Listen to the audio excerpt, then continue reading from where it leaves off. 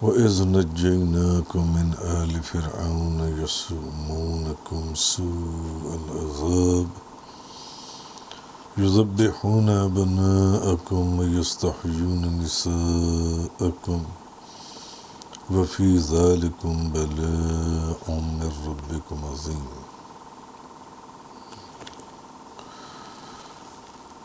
اور یاد کرو جب ہم نے تمہیں آل فرعون سے نجات دی،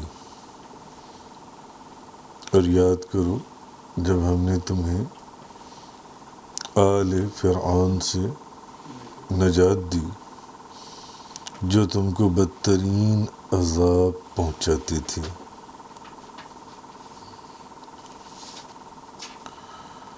تمہارے بیٹوں کو ذبح کرتے تھے اور تمہاری بیٹیوں کو زندہ چھوڑتے تھے، اور اس میں تمہارے رب کی طرف سے عظیم آزمائش تھی۔ اب اس آیت کی تفسیر ہم شروع کرتے ہیں، مگر اس سے پہلے اس میں ایک لفظ آل استعمال ہوا ہے۔ تو لفظ آل جو ہے اس کی تحقیق کیا ہے؟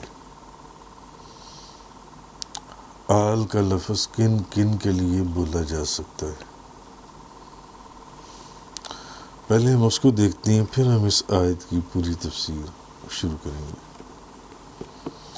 جیسے اللہ پاک نے فرمایا وَإِذْ نَجَّيْنَاكُمْ مِنْ آلِ فِرْعَوْنَ، اور یاد کرو جب ہم نے تمہیں آل فرعون سے نجات دی۔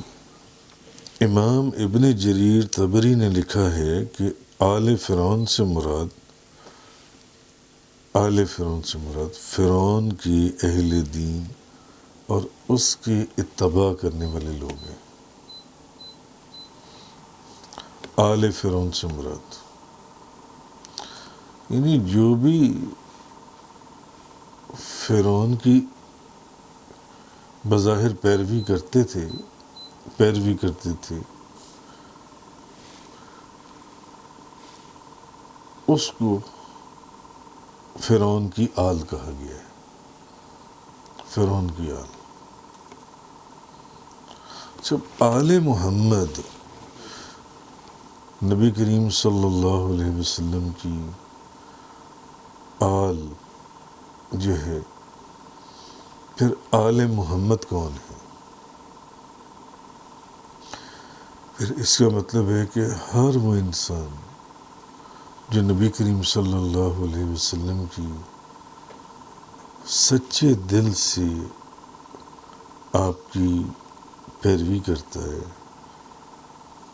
آپ کی اتباع کرتا ہے، وہ پھر سب نبی کریم صلی اللہ علیہ وسلم کی آل میں شامل ہوں گے۔ مثلا میں نے اکثر کتابوں میں پڑھا، بعض بزرگوں نے لکھا کہ گو کہ اصل سید وہ ہے جو خون کا رشتہ جس کا چلتا چلا آ رہا ہے، وہی اصل سید کہلائے گا۔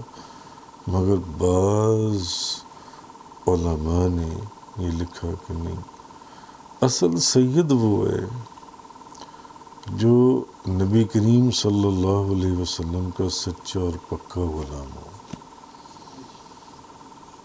ہر چیز میں آپ کے حکم کی محبت کے ساتھ پیروی کرنا، آپ کو فالو کرنے والے جو لوگ ہیں وہ اصل سید زادے کہلائیں گے۔ اب نبی پاک صلی اللہ علیہ وسلم کی آل کے متعلق 3 قول ہیں۔ ایک متبعین، دوسرا آپ کی ازواج اور آپ کی ذریت، اور تیسرا مومنوں میں سے آپ کے نسبی قرابت دار۔ ایک آپ کی پیروی اتباع کرنے والے لوگ، ان کو بھی۔ اب اس میں 3 قول ہیں۔ کسی نے کہا کہ نہیں، جو آپ کی اتباع کرنے والے لوگ ہیں وہ جن سے آپ کی اطاعت کرنے والے جو لوگ ہیں کسی نے کہا کہ نہیں، آپ کی ازواج اور آپ کی ذریت، آپ کی اولاد میں جو بھی. اور تیسرا جو قول ہے وہ یہ کہ مومنین میں سے جو بھی آپ کے نسبی قرابت دار ہیں، مثلا آل علی، آل جعفر، آل عقیل، آل عباس، آل حارث بن عبد المطلب، جو بھی نسبی قرابت دار ہیں وہ. اچھا، اب آل سے آپ کے متبعین ہونے پر جو دلیل ہے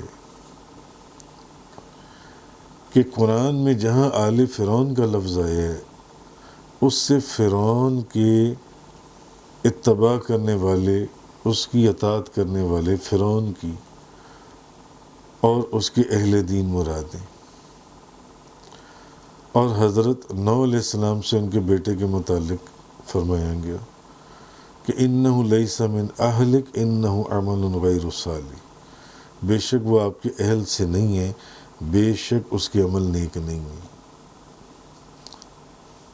کہ حضرت نوح علیہ السلام کے بیٹے کے متعلق فرمایا گیا کہ وہ آپ کی اولاد سے، آپ کے اہل سے نہیں ہے، کیونکہ اس کے عمل نیک نہیں ہے. تو اس کا مطلب ہے کہ پھر جس کے عمل نیک ہوں گے پھر وہ اس کی اصل اولاد کہلائے گا. اور دوسرا اطاعت کرنے والے. اچھا، اب یہی وجہ ہے کہ ابو جہل اور ابو لہب جو ہیں ان کو آپ کی آل اور اہل قرار نہیں دیا جاتا. کیوں؟ حالانکہ آپ کے اور ان کے درمیان نسبی قرابت داری موجود ہے. ابو لہب اور ابو جہل وغیرہ کو آپ کی آل اور اہل قرار نہیں دیا جاتا، کیونکہ اللہ پاک نے حضرت نوح علیہ السلام کے صاحبزادے کو آپ کے اہل میں سے قرار نہیں دیا. کیوں؟ کیونکہ اس کے عمل نیک نہیں تھے. وہ آپ کی اطاعت کرنے والوں میں سے نہیں تھا، گستاخی کرنے والوں میں سے تھا.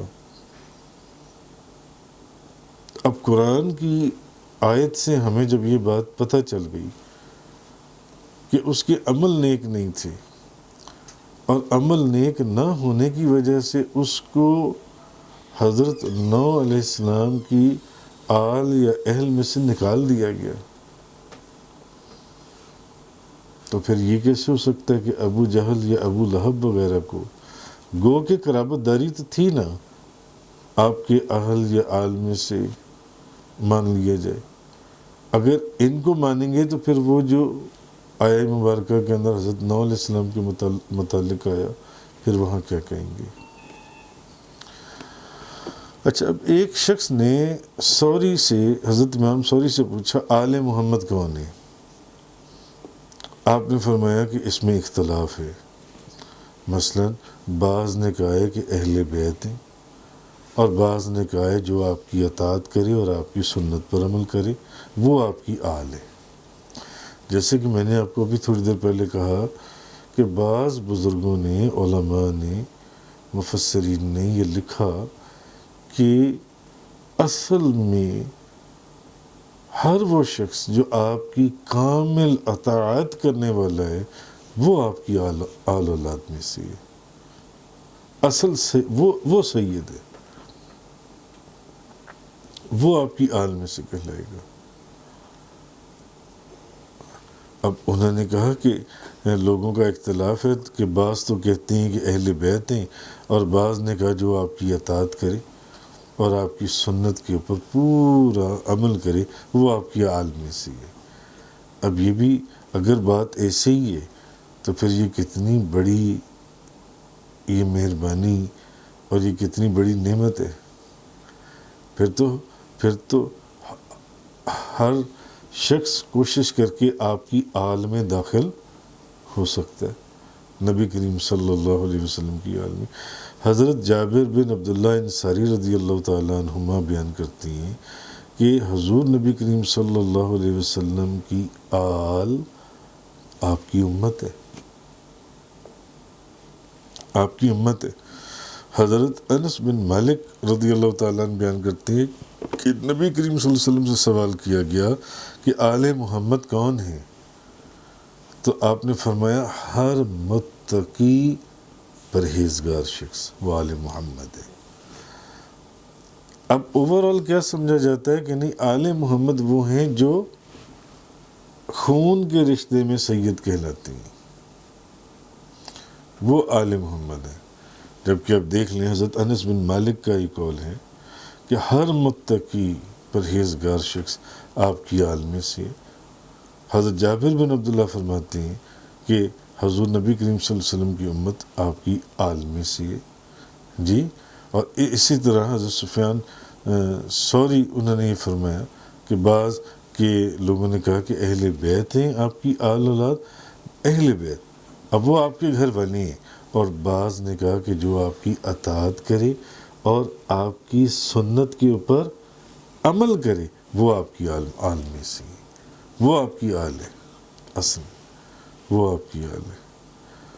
تو اسی طرح حضرت محسن بن عبداللہ رضی اللہ تعالیٰ عنہ بیان کرتے ہیں کہ رسول کریم صلی اللہ علیہ وسلم نے فرمایا نیک مسلمان، حضور نبی کریم صلی اللہ علیہ وسلم نے فرمایا کہ نیک مسلمان ہمارے اہل بیت میں سے ہیں، ہر نیک مسلمان ہمارے اہل بیت میں سے۔ اچھا، اب آل کے متعلق جو دوسرا قول ہے کہ نبی پاک صلی اللہ علیہ وسلم کی ذریت اور آپ کی ازواج، پہلا قول تو تھا جو آپ کی اطاعت کرنے والی ہیں، آپ کی پیروی کرنے والی ہیں، آپ کی سنتوں کے اوپر عمل کرنے والی ہیں، نیک عمل کرنے والی ہیں، وہ بھی آپ کی آل کہلائیں گے۔ دوسرا جو قول ہے وہ یہ کہ آپ کی ذریت اور آپ کی ازواج، کہ نہیں، آپ کی آل اولاد میں آپ کی ذریت اور آپ کی ازواج آئیں گی۔ اس کی دلیل یہ حدیث ہے جو امام مسلم نے روایت کی ہے کہ ابو حمید سعدی بیان کرتی ہیں کہ صحابہ کرام نے عرض کیا یا رسول اللہ ہم آپ پر صلاۃ کس طرح پڑھیں، ہم آپ پر صلاۃ کس طرح پڑھیں؟ آپ نے فرمایا تم کہو اے اللہ محمد پر صلاۃ نازل فرما اور آپ کی ازواج اور آپ کی ذریت پر، محمد صلی اللہ علیہ وسلم پر صلاۃ نازل فرما اور آپ کی ازواج اور آپ کی ذریت پر جیسے کہ تو نے آل ابراہیم پر صلاۃ نازل فرمائی، جیسے کہ تو نے آل ابراہیم پر صلاۃ نازل فرمائی۔ تو اس کا مطلب اس سے کیا ثابت ہوا کہ حضور نے ذریت اور ازواج کو آل سے تشبیہ دی ہے، یعنی ابراہیم علیہ السلام کی جیسے آل کے اوپر تو نے صلاۃ نازل فرمائی ہے، اسی طرح آپ کی ازواج اور آپ کی ذریت پر۔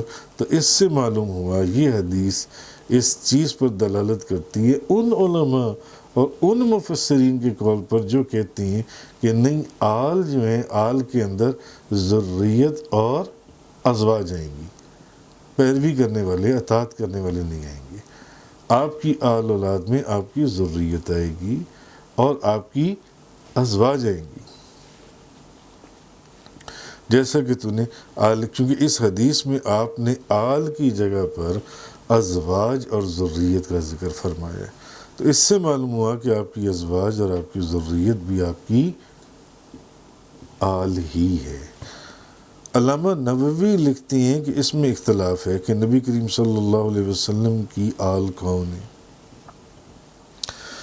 تمام امت آپ کی آل ہے، اور دوسرا قول یہ ہے کہ مراد بنو ہاشم اور بنو عبد المطلب ہیں، اور تیسرا قول یہ کہ اس سے مراد نبی کریم صلی اللہ علیہ وسلم کی اہل بیت اور آپ کی ذریت ہے۔ یعنی انہوں نے بھی یہی کہا، وہی تین قول، ایک وہ لوگ جو آپ کی اطاعت پیروی کرنے والے ہیں، آپ کے نقش قدم کے اوپر چلنے والے ہیں، ان کو بھی آل فرمایا گیا ہے۔ اور پھر وہ ایویڈنسز جس میں آپ کی ذریت اور ازواج جو ہیں ان کو آل فرمایا گیا، اور تیسرا قول جو ان سے کہ مومنوں میں سے نبی کریم صلی اللہ علیہ وسلم کے نسبی قرابت دار، یعنی بنو ہاشم، بنو عبد المطلب آپ کی آل ہیں، بنو ہاشم اور بنی عبد المطلب آپ کی آل ہیں۔ حضرت ابو ہریرہ بیان کرتے ہیں کہ حضرت حسن بن ابی طالب رضی اللہ تعالیٰ عنہ، حضرت حسن نے صدقے کی ایک کھجور اپنے منہ میں رکھ لی، صدقے کی ایک کھجور، تو رسول کریم صلی اللہ علیہ وسلم نے فرمایا چھوڑو اس کو پھینک دو، کیا تمہیں علم نہیں ہے کہ ہم صدقہ نہیں کھاتے، ہم صدقہ نہیں کھاتے؟ کیونکہ حضرت عبداللہ بن حارث بن نوفل ہاشمی بیان کرتے ہیں کہ نبی پاک صلی اللہ علیہ وسلم نے فرمایا یہ صدقات لوگوں کا میل ہے اور یہ محمد اور آل محمد صلی اللہ علیہ وسلم کے لیے حلال نہیں ہے۔ تو اس سے معلوم یہ ہوا کہ مومنین میں سے جو حضور کے نسبی قرابت دار ہیں ان کو بھی آل فرمایا گیا۔ جو دوسرا گروہ ہے اس نے آپ کی ذریت اور ازواج کو آپ کی آل میں شامل فرمایا، اور سب کے دلائل اپنی جگہ پر صحیح ہیں۔ اور تیسرا جو گروہ انہوں نے کہا کہ نہیں، آپ ہر مومن اور مسلمان جو آپ کی سچی اور پکی پیروی کرنے والے ہیں وہ بھی آپ کی آل کے اندر شامل ہیں۔ اچھا، اب یہ جو میں نے آپ سے عرض کیا تھا کہ پہلے ہم لفظ آل کی تحقیق کر لیں، اس کی تحقیق کو دیکھ لیں کہ آل کے معنوں میں کون کون آئے گا۔ اور یاد کرو جب ہم نے تمہیں آل فرعون سے نجات دی، آل فرعون سے نجات دی، تو اب آپ سمجھ گئے کہ آل فرعون کی آل سے کیا مراد ہے، یعنی جو بھی اس کے پیروی کرنے والے تھے اس کے ساتھ تھے۔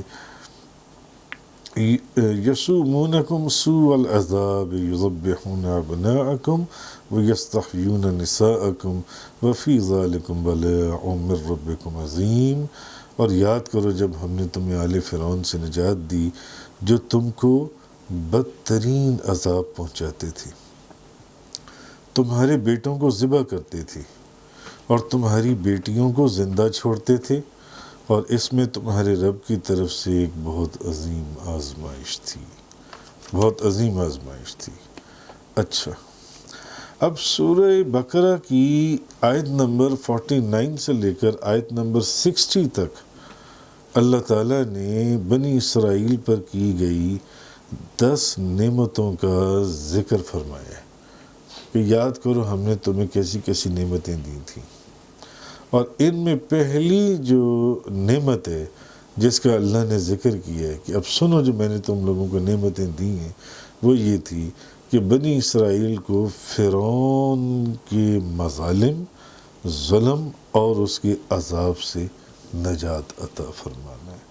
پہلی نعمت تو اے بنی اسرائیل میں نے تمہیں یہ دی تھی کہ میں نے تمہیں فرعون کے ظلم سے نجات عطا فرمائی اور اس کے عذاب سے نجات عطا فرمائی۔ اچھا، اب امام ابن اسحاق نے بیان کیا ہے کہ فرعون بنی اسرائیل کو عذاب دیتا تھا اور ان سے طرح طرح کے کام لیتا تھا۔ بنی اسرائیل سے بعض سے مکان بنواتا تھا، بعض کو بس لیبر کے کام میں لگا چھوڑا تھا کہ تعمیرات کے کام میں ان سے کام لیتا تھا، رات دن مزدوری کے۔ بعض سے کاشتکاری کرواتا تھا، وہ کھیتوں میں کاشتکاری کرتے تھے، بعض سے مزدوری لیتا تھا، اور جن سے کوئی کام نہ لیتا تھا ان سے جزیہ لیتا تھا، ان سے پیسے لیتا تھا، بہت بہت ظلم کرتا تھا، ان کو کام کرواتا تھا۔ اصل میں ہوا یہ تھا کہ فرعون نے خواب دیکھا تھا کہ بیت المقدس سے ایک آگ نمودار ہوئی ہے، بیت المقدس سے ایک آگ ظاہر ہوئی ہے اور مصر کے مکانوں کو لپیٹ میں لیتی ہوئی آگے بڑھتی چلی آ رہی ہے، آگے آئی ہے اور یہاں تک کہ قبطیوں کو اس نے جلا ڈالا اور بنی اسرائیل کو اس نے چھوڑ دیا۔ اب یہ فرعون نے خواب دیکھا تھا کہ بیت المقدس سے جو آگ ظاہر ہوئی ہے اس آگ نے قبطیوں کو جلا دیا اور بنی اسرائیل کو چھوڑ دیا۔ اب اس نے جادوگروں کو بلایا اور کاہنوں کو بلایا اور اس خواب کی تعبیر معلوم کی۔ اس نے کہا مجھے اس خواب کی تعبیر بتاؤ، میں نے کیا خواب دیکھا ہے۔ انہوں نے کہا جس شہر سے بنی اسرائیل آئے ہیں، یعنی بیت المقدس جہاں سے یہ بنی اسرائیل آئے ہیں، وہاں ایک شخص پیدا ہوگا جس کے ہاتھ سے مصر کے لوگ مارے جائیں گے۔ اب جادوگروں نے اور کاہنوں نے اس کو اس کے خواب کی یہ تعبیر بتائی کہ بیت المقدس میں ایک بندہ پیدا ہونے والا ہے جو مصر کے لوگ اس کے ہاتھوں مارے جائیں گے۔ تب فرعون نے یہ حکم دیا کہ بنی اسرائیل میں جو لڑکا پیدا ہو اس کو قتل کر دیا جائے۔ بنی اسرائیل میں جو لڑکا پیدا ہو اس کو قتل کر دیا جائے اور جو لڑکی پیدا ہو اس کو چھوڑ دیا جائے۔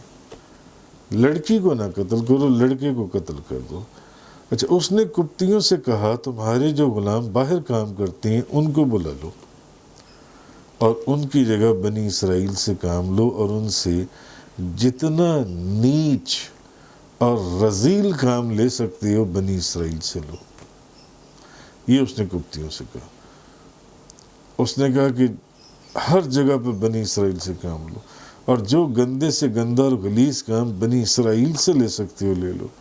اور دوسرا، اس نے بنی اسرائیل کے ہاں جو بچے پیدا ہوتے تھے ان میں بچوں کو مروا دیتا تھا اور بچیوں کو چھوڑ دیتا تھا۔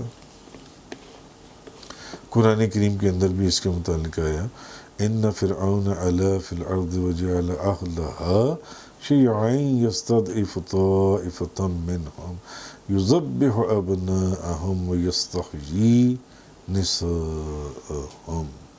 بے شک فرعون نے زمین میں سرکشی کی اور اس نے اپنے اہل زمین میں الگ الگ گروہ کر کے ان میں ایک گروہ بنو اسرائیل کو کمزور کر رکھا اور ان کے بیٹوں کو ذبح کرتا تھا اور ان کی عورتوں کو زندہ چھوڑ دیتا تھا۔ قرآن بھی اس کی شہادت دے رہا ہے، اس کی گواہی ہے۔ اب بنی اسرائیل کے بیٹے مارے جا رہے تھے، بنو اسرائیل کے بیٹے مارے جا رہے تھے اور بنی اسرائیل کے بوڑھے جو ہیں وہ قضاء الہی سے مر رہے تھے۔ انہوں نے ایک نہ ایک دن تو مرنا ہی تھا نا، وہ ویسے مر رہے تھے۔ اور جو نیا بچہ بنی اسرائیل میں پیدا ہو رہا تھا اس کو ویسے قتل کر دیا جا رہا تھا۔ ان میں سے کوئی بچہ بڑا نہیں ہوتا تھا۔ کیونکہ اس کو بچپن میں مار دیتے تھے اور جو بوڑھے لوگ تھے وہ ویسے مرتے چلے جا رہے تھے۔ تب قبطیوں نے کہا کہ بنی اسرائیل کے بچے بڑے نہیں ہو رہے اور بوڑھے مر رہے ہیں، اس طرح ان میں کوئی مرد باقی نہیں بچے گا تو ہمارے کام کون کرے گا۔